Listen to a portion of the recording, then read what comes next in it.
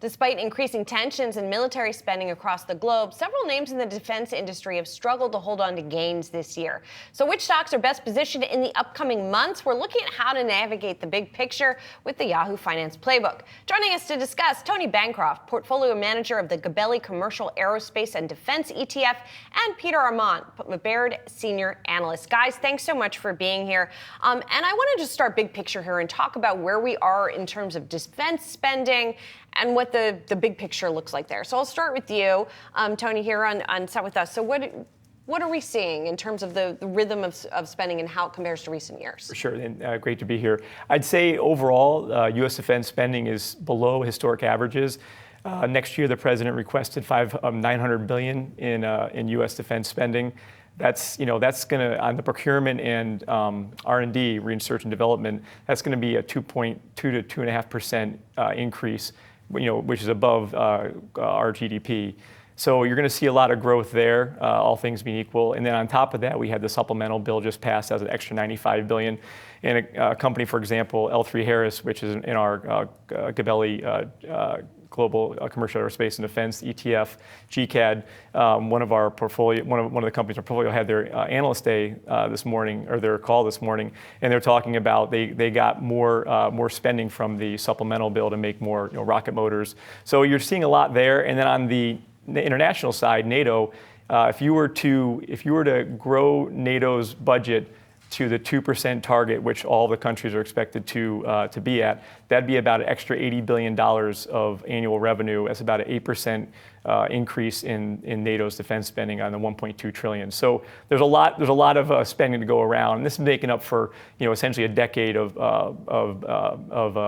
cuts from sequestration and the Budget Control Act. So Peter, just your comments on that, and maybe just to the general environment where we see this deglobalization or the reglobalization after decades of deglobalization. It seems like military spending is just maybe a secular trend here. Yeah, I agree. And thanks for having me on, Josh. Yeah, so I agree with Tony. I mean, on the level of spending, what you've just outlined in terms of like the $900 billion. But if you think about it, just in 2015, a year before President Trump came into office, the budget domestically was $521 billion. So you're talking about a $400 billion delta just, when you think about the last few years. That is an enormous amount of spending, but it really doesn't get to addressing what we're actually trying to do, which is recapitalize our entire military, something we did in the 80s. And that takes, well over a decade to do. So you had, an 80s recapitalization, you had a peace dividend in the 90s, you had event risk with 9/11, and you really didn't invest a lot in creating a lot of new technologies and addressing the needs of the warfighter. And you're now seeing that, and you're actually seeing it on all fronts. You're seeing it in Silicon Valley. You're seeing national security is cool again. We've seen over $50 billion in venture capital money being poured into the space. So there's just a ton of innovation that's going on. And I think I agree with what Tony mentioned about L3. It's our top pick. They reported today, had great numbers, and I think it's going to be a multi-year growth story, but also it's a self-help story because they're taking out $1 billion of cost. So yeah, there's a lot going on in the space, very dynamic.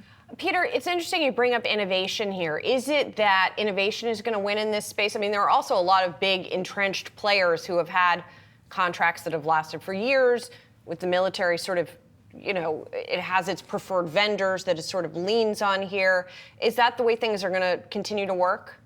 I think it's going to be a balance, but I think you kind of hit the right subject on the innovation front is that, the big defense primes do exquisite things at exquisite prices. And we need more scale, we need more speed, and that's going to come from the commercial side of the industry. So you're seeing these partnerships and the convergence of technologies that have defense applications, whether it's autonomy, whether it's AI. A lot of that is coming out of Silicon Valley. You're seeing a lot of opportunities for new companies to come be brought into the industry. So we think it's again, I think a really dynamic time for both the venture capital, private equity community, and the large primes, all participating from just an eye-watering amount of spending, both from domestically and, as Tony mentioned, with NATO. Eye-watering is a great word. Tony, I want to ask you about Boeing here. This is a company, they do have defense contracts. They also are more famous for their airplanes, and they've had so many problems. And arguably, you can trace a lot of these problems back to the McDonnell-Douglas merger in the 1990s. Is there some kind of structural issue with Boeing? Just what are your thoughts on the company? No, overall, I think, I think we have to take a step back. The reality is that Boeing makes safe planes.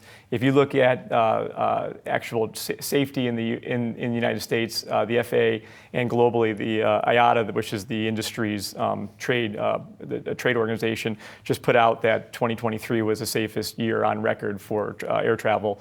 And if you look at the U.S., the FAA is essentially 15 years without a crash mishap, a fatality, since unfortunately the Colgan flight of 2009. So that's 15 years of $10 to $12 billion passengers flying over the last 10 years without a mishap, crash fatality. So I think overall, Boeing makes safe planes. I flew a Boeing plane. I flew the F-18 Hornet, and that plane. I did over the weekend. So. Yes, but probably not an F-18. Yeah, that's right. Oh no, sorry. Yeah, so Boeing makes fabulous planes. They're going to do well. This is a near-term hiccup. There's going to be volatility, but over the long term, it's essentially unconstrained demand for commercial planes. They can't build enough of them. They've got 10-year backlog plus, and they're going to end up doing very, very well in the long run. And Peter, just quickly here, do you agree? I mean, or do you think that the U.S. has kept that safety record by grounding all those Boeing planes?